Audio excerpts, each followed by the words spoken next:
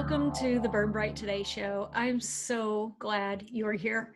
I'm Jennifer Marcenelle. I am a board certified holistic registered nurse, and I hold various certifications in energy medicine practices of neurolinguistics programming, Reiki, and diamond and gemstone therapy. So I am a diamond and gemstone therapy practitioner, and I have a large energy medicine practice. I specialize in burnout.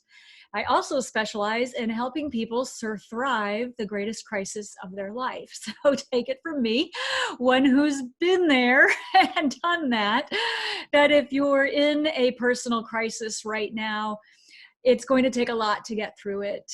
And I just want you to know at the get-go, from the very beginning of this communication, you are not alone. You're not alone. There is a way, and there is lots of help out there for you. So we're going to talk about that today, of what type of help you have available to you that you may or may not already be aware of. And so we're going to talk about how to SurThrive any crisis by working with your spiritual guides. And if you already have a copy of the book, From Burning Out to Burning Bright, Get Your Life Back by Healing Your Thoughts, Memories, and Emotions, you're already familiar with my own personal story that I had a near-death experience. I had an absolute health crisis, a near suicide from burnout back when I was 44. And I survived by having a remarkable spiritual experience with my spiritual guide. And I go into that in detail in the book. So take a peek there, but outside of the scope of this broadcast.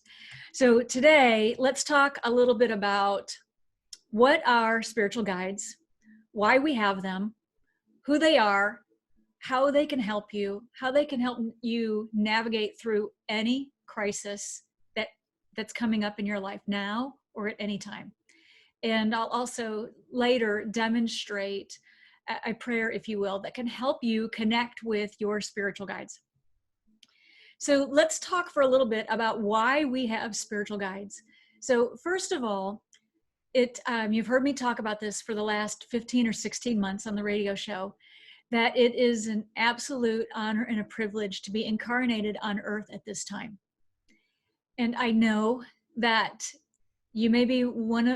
this may be a time in your life where you're in absolute crisis, and that's okay.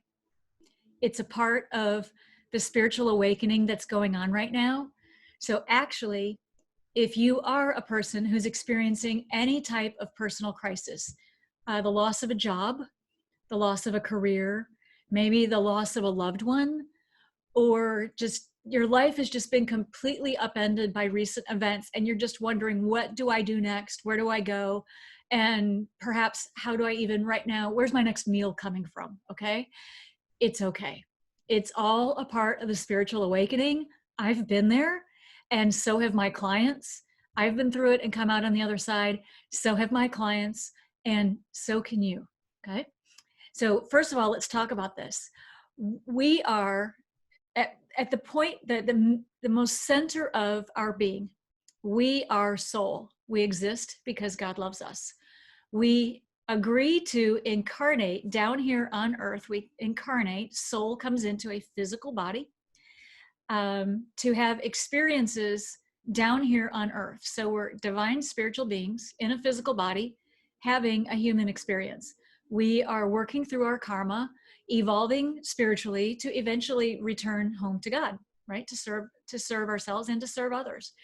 And as a part of this reincarnation, we experience on planet Earth, when we incarnate here on Earth, one of the things that we agree to is amnesia, meaning we forget who we really are. So we come in as newborn babies, very connected to God. Then over time, we forget. And we spend the rest of our life spiritually unfolding, opening up our hearts to divine love so that we can remember that who we really are, that part of us that is divine, that part of us that is soul, that is free, and that is full of joy. And once we get there, we can really kind of get on our mission and really take our life experiences to serve and uplift others, which is known as, among many things, as our personal mission. So when we come here to Earth, we have amnesia, But each of us has, every single person has a team of spiritual guides. They're always around us, always. And they may change. We may have one or two spiritual guides that stay with us throughout this entire lifetime, and then other spiritual guides may come in as we need them. Each spiritual guide has their specific mission, areas of expertise, if you will, their own mission as they serve. So they'll come in and help us at different times. And our role really is to get to know them and work very closely with them, and hopefully ask for their guidance. And then we always have a choice whether to follow their guidance or not. So we'll talk a little bit more about that, because spiritual guides are beings just like you and I, who have evolved spiritually to the point where they serve on the inner and the outer kind of at the same time, sort of. And they observe all of the spiritual laws, one of which is they will not interfere, meaning we have to ask for their help. As you know, my personal story, when I was home alone that day and nearly took my life, I had to ask my spiritual guide. He was standing right there, but I had to ask him to step forward and help me. And the moment I asked, he stepped forward and literally helped me save me from myself. It's really what was going on. But one thing that you'll learn working with your spiritual guides is that they are very highly evolved spiritual beings, and they love you. They love you unconditionally, and you are not judged. You are not judged in any way, shape, or form. They understand you. They are very familiar with your mission, what you've come here to accomplish. They understand the karma that you've agreed to work out, and they understand what it's like working down here on earth, where the vibrations are so harsh and our lessons can get very, very dramatic as we work through our karma and as we go through our spiritual awakening and to come up to the next level in spiritual unfoldment. So they will always, always, always love you and uplift you. So anytime you meet, somebody comes into your space and you're asking to meet your spiritual guides, a couple things to remember. They will assist you with your permission only. Always, that you have to give them your permission. They do not control you in any way. So if you are feeling limited or pushed around or pressured to do something, that is not coming from a spiritual guide. That is coming from someplace else, okay? So anytime you invited a spiritual guide in to assist, there should always be a feeling of love, acceptance, and upliftment. Even if they have to get your attention to get you to turn a direction for safety or for protection, it may be a little pronounced, but it always comes from love, always. And they will never drag you down or make you feel fear or drained, or like they're no Debbie Downer in any way. If you're feeling like a Debbie Downer, like all of a sudden somebody is pulling off of your energy, or you're feeling overly fatigued, or something is draining you, or you're experiencing fear or panic, that is not coming from a spiritual guide. No questions. That is coming from something else. Someone or something has managed to kind of get into your energy field, get into your personal space, and you have a responsibility to remove them. And there are ways to do that, but just know that we are responsible for our personal space, and it's up to us to learn how to remove anything from our spiritual space that does not belong there, okay? So, how they help us. They are completely aware of your plan in this lifetime. They are aware of your karma and your needs. And they're going to communicate with you in any way that they can best get the message through. One of the biggest ways that spiritual guides communicate with us is through dreams. So when you're dreaming at night and you're actually traveling, whether you're traveling in the astral body or traveling in the soul body, you're in other worlds that are very just as real as they are here. And your spiritual guides may come into your dream state, when invited, to assist you. So you may see spiritual guides in your dream state. And then during the day when you're awakened, they may also communicate through symbols, oftentimes through numbers, like repeating numbers. There are different kinds of repeating numbers, 333, 444, or perhaps every time you look at the calendar, it's 1111 or something like that. The number will mean something to you, and it's meant to get your attention. So it's not as important as what the number is. It's more important that the number or the symbol gets your attention. That's the whole point. They're communicating with you, and you have to learn to work with them and to develop a rapport so that you can understand the guidance that they're providing for you. And they work through synchronicity. So one of the ways of synchronicity really means being in the right time in the right place, that something gets your attention. And this happened to me just last night. I was out walking in the evening, and I walked to a place I would never normally walk to. I came out of the parking lot and walked up on like the grassy knoll, and I'm like, what am I doing over here? And in the deep grass was a $5 bill. And I picked it, I looked right down, there it was, a $5 bill. And that means something to me specifically. The number 5 for me means at this point in time, I am in a 5 personal year. So those of you who know me, that I also work a lot with astrology and numerology and sacred numbers, if you will. And one of the meanings of the number 5 is that I'm in a 5 personal year. There are things that have to take place this year for me to develop and move forward spiritually. And as soon as I saw that $5 bill, I was just so grateful. And I thanked my team. And I just acknowledged that that was their message to me, that it's okay, girl.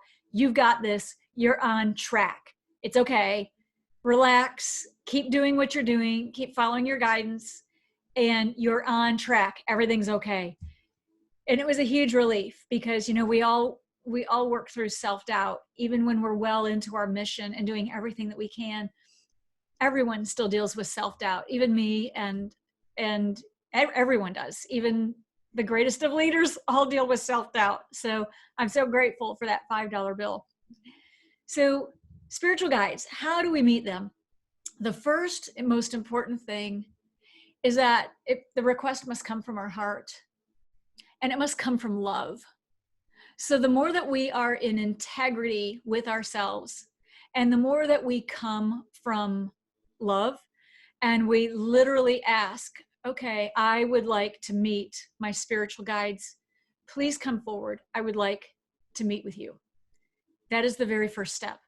And at the end of this, I will demonstrate the hue. I will demonstrate a prayer that I perform 20 minutes a day, every day for many years. I'll share that with you at the end of the video.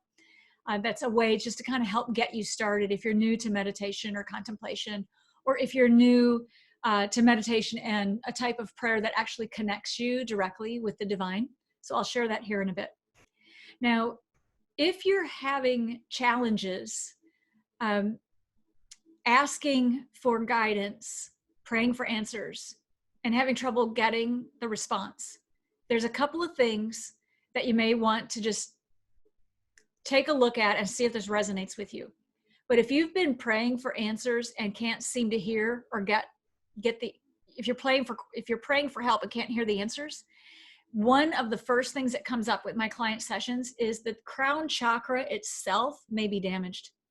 So sometimes you might actually need to work with an energy medicine practitioner that is skilled and adept at evaluating and correcting and repairing the crown chakra itself. The crown chakra that runs from the head up like a funnel, okay, connects us with the divine. So if that has had any injury to it, that's the first order of business that needs to be repaired. And I see this almost every single client that I work with needs some type of crown chakra repair. We just do. It's the wear and tear of life down here on Earth. Electromagnetic radiation can cause interference. The lights, okay, the energies from the lights above our head, anything like that. So don't worry about it if you're having issues, but there is an energy solution. If there's an energy problem, there's an energy solution to helping you get your guidance. So if you have a copy of the book From Burning Out to Burning Bright, Get Your Life Back by Healing Your Thoughts, Memories, and Emotions, I go into, in chapter 5, the importance of developing a one-on-one relationship with your spiritual guide. And you already aware of my personal story of how I survived that day. And I know that when I was in my absolute health crisis and very, very near suicide, I would not have survived that day if it had not been for the relationship I have with my spiritual guide. No doubt about it. I know it. And I have lived that way ever since. And every single day throughout the day, I continue to develop a deeper, deeper rapport with my spiritual guides. Now, who can a spiritual guide be? So first of all, your team of highest consciousness or your spiritual guides, they could be guardian angels. They could be a saint that you work with. It could be the spiritual leader of your religion, whatever religion that is that you practice. For example, it could be Jesus. It could be any of those. It could even be, in some cases, a departed loved one. You may have departed loved ones who are one of your spiritual guides to help guide you at this point in time in your life. Okay, that's quite possible. And in a moment, I'll share with you who my personal guides are, because I believe in complete transparency. But I also would just kind of like to share with you that it doesn't matter who your spiritual guide is. It only matters that you have one or more, and that you're developing the ability to work with them, to ask for their guidance, ask for their help, and to choose to follow their help or not. We always have free will. So they're going to offer our guidance. They're going to offer their guidance, but it's always up to us to follow it. And I can just say, Confessions of a Holistic Nurse, every time that I have gotten guidance from a member of my team and I did not follow it, it never ended well. So I've had to learn through the school of very hard knocks that when I ask for their assistance, in other words, when I contemplate or pray for guidance and I receive it, it's up to me to follow it. I must act on it. And every time I receive divine guidance and I follow it without question, things work out, even if I don't understand it at the time, because they have a much higher level of understanding than we do. They can see the much, much bigger picture further than the mind. The mind can only go up to the maximum of the 4th level of heaven. And our guides work in the levels of heaven far above that. So they have a much broader view. And we may not understand why we're being guided to do that certain thing at this particular time. And that's okay. We may be shown later, we may not. But you just get to where, with enough practice, you get to develop such a trust in yourself and in your guides that you'll receive your guidance and you'll just do it, no questions asked. So some of my clients have a variety of spiritual guides.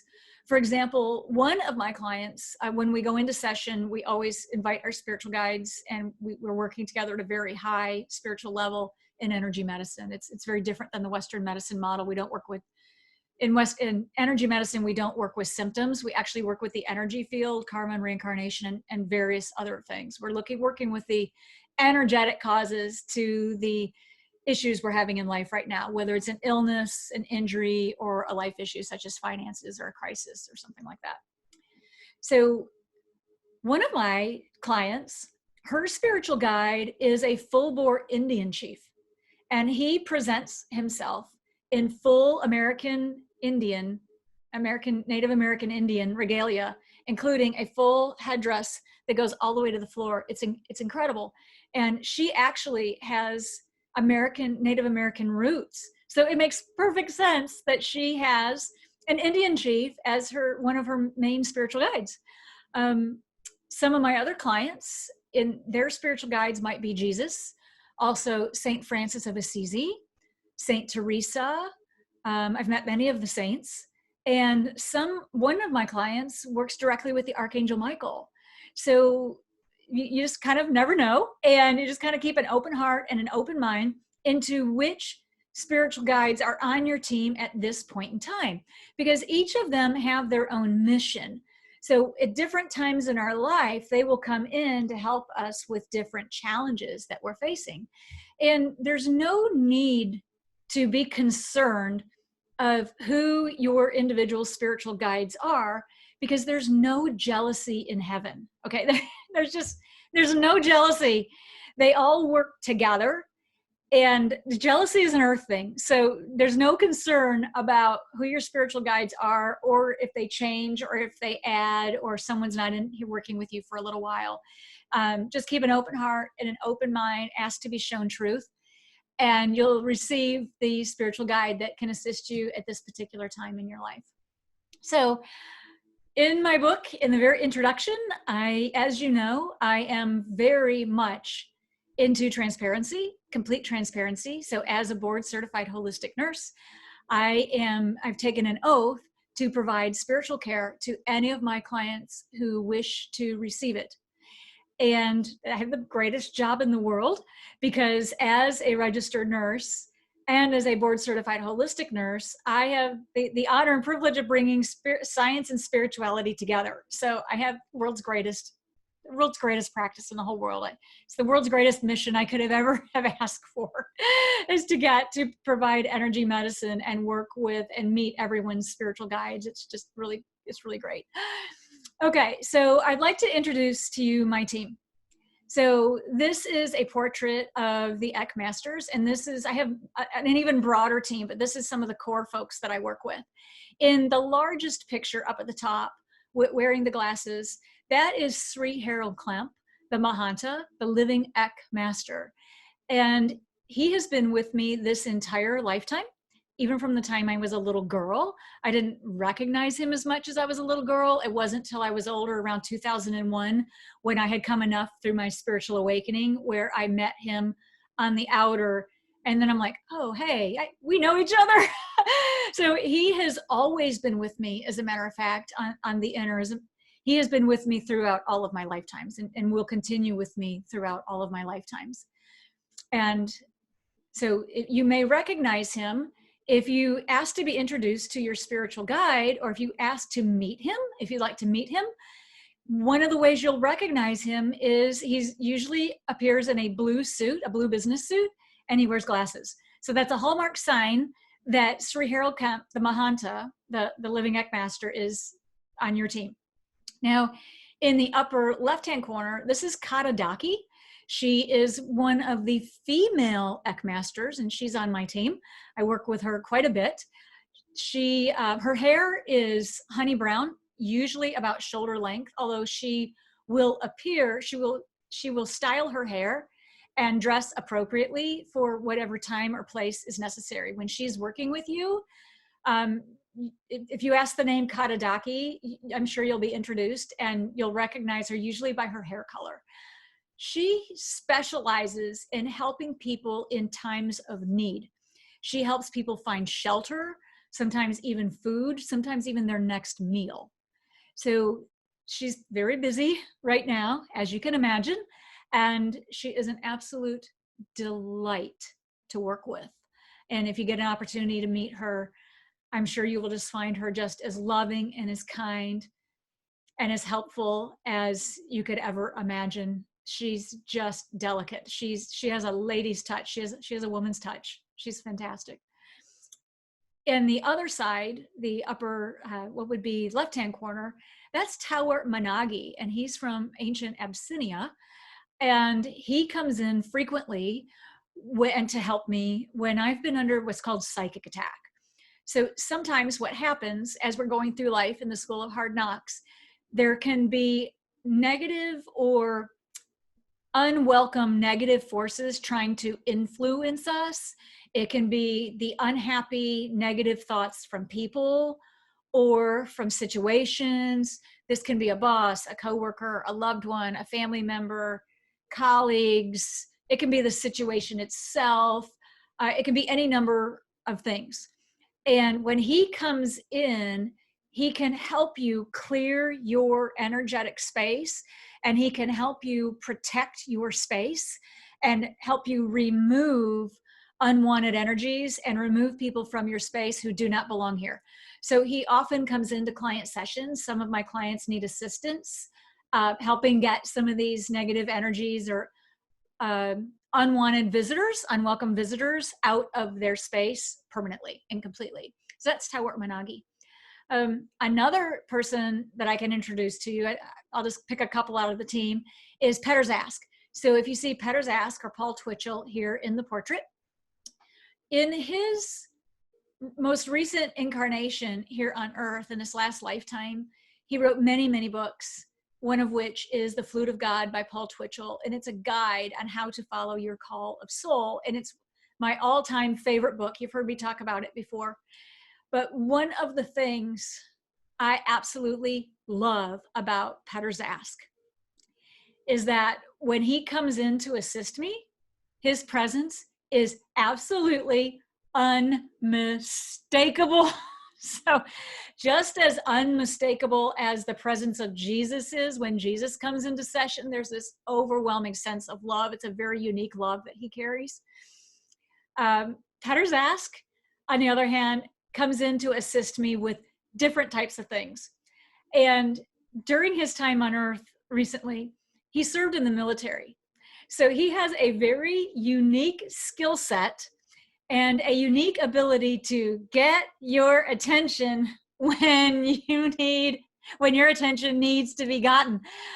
Maybe you're outside of your borders, you're bouncing between, remember the days when you were learning how to bowl, and you could have the rails put up on the bowling alley so your ball would go straight and bounce between the rails and keep it from going in the gutter every time. Okay.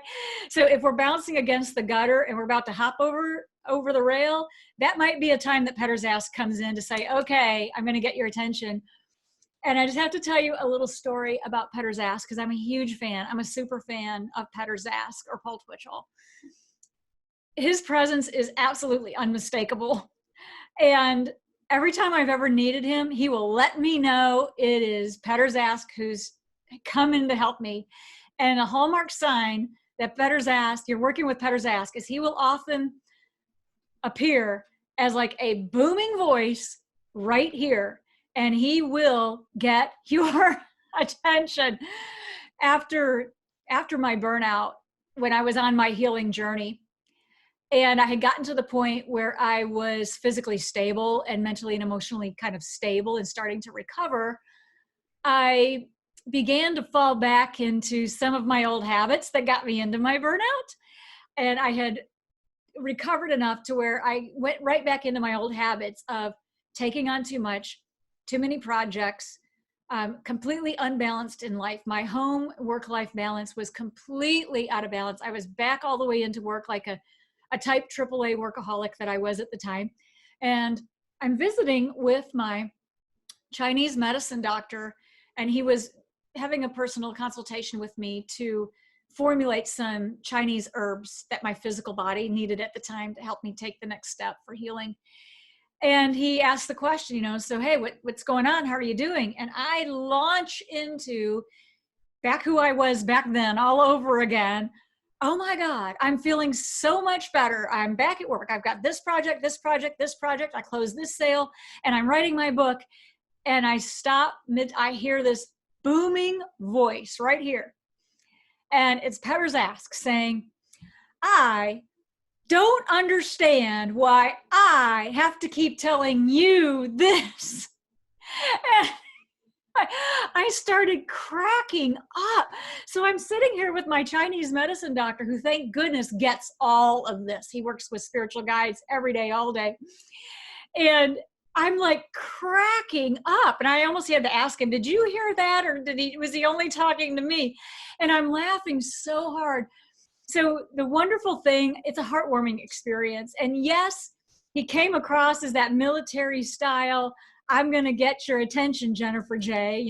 Might even have to use my middle name, Jennifer J. But I do not understand why I have to keep telling you this.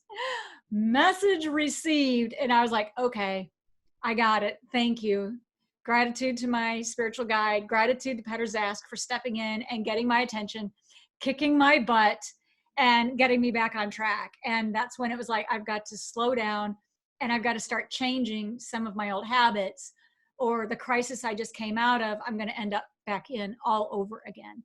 So those are the basics. Those are some of the folks on my team. There's more on my team. These are some of the basic, my frequent flyers on my spiritual team. And I also have an extended team as well. But I just wanted to share that with you. Now, so you're probably wondering if connecting directly to the divine by contemplation or meditation might be new to you. So maybe your form of prayer is, maybe you're more familiar with the form of prayer where you ask for help, or you call into your spiritual guide and you ask for help, or you ask God for help. This is a little different. So what I would like to offer you is I'll demonstrate for you and just provide an example of something for you to try if it resonates and feels right. But it's called the hue. And hue is a sacred name for God. It is a mantra, and it is a love song to God by definition. So it is a very sacred word. So if you've ever done yoga, you might be familiar with the mantra Om. Om. Om aligns with the fourth chakra and aligns with the fourth level of heaven, which is fabulous. And that's as high as the mind goes. The mind can only go to the fourth level of heaven. But the hue comes from the levels of heaven all the way home to Sugmat, all the way home to God, whatever name you know God by, divine or source. Maybe you know it by Sugmat, whatever name you know God by. But hue comes directly from God. So when we sing the hue, it's the highest of vibrations. So for best results, if you can find a place to sit comfortably where you won't be disturbed for 20 minutes at a time, 20 to 30 minutes, you can do this silently to yourself, or you can always do it aloud. And you can do this with another person, a loved one or family member if you wish. You can also do this on the fly when you need to. If you need to just look for help and you need to get calmed and centered and you need help with your anxiety, you need help settling down, or you're experiencing fear and you're looking for help, you can always sing the hue. And you can always sing the hue even if you're experiencing joy. So we pretty much should always be singing the hue actually, but I'll demonstrate it for you. So take a couple of nice, slow, deep breaths, kind of get yourself settled. And with your eyes open or closed, lightly put your attention on your third eye, right about here. And just hold something you love dearly. Maybe it's a pet, maybe it's a child, maybe it's a loved one. Hold the love as much as you can in your heart. And take a nice, long, deep breath. And on the outgoing breath, we're going to sing hue. And I'll sing it for you 3 times. Okay? Hue.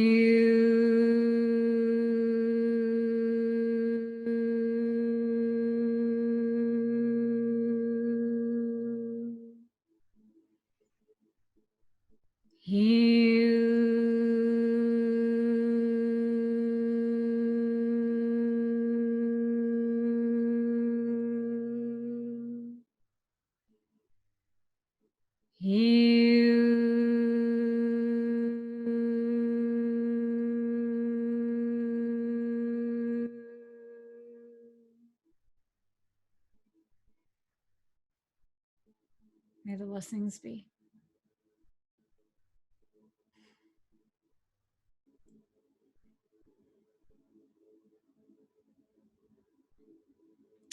So I'll include a link for you.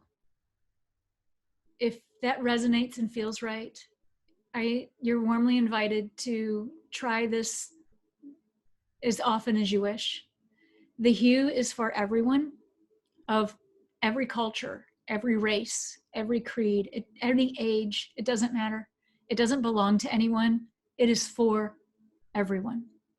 And I'll include a link to my favorite YouTube video, and you can watch it over and over as many times as you wish with some beautiful quotes that you're welcome to just Try it out for yourself and see if it just helps bring peace and calm and uplifts you during your day and helps you connect with your guides in what might be the most challenging time you've ever been through. So coming up here to the end, I wanted to just provide something for you. I'd like to provide a gift.